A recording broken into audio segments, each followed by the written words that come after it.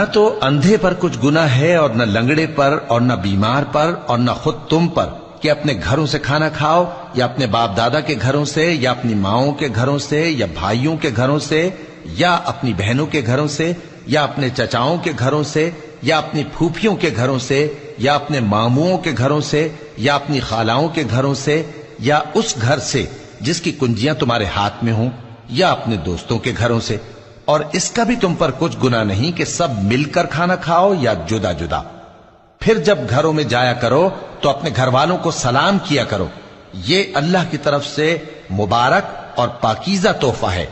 اس طرح اللہ اپنی آیتیں کھول کھول کر بیان فرماتا ہے تاکہ تم سمجھو۔ مومن تو وہ ہیں جو اللہ پر اور اس کے رسول پر ایمان لائے، اور جب کبھی ایسے کام کے لیے جو جمع ہو کر کرنے کا ہو پیغمبر کے پاس جمع ہوں تو ان سے اجازت لیے بغیر چلے نہیں جاتے۔ اے پیغمبر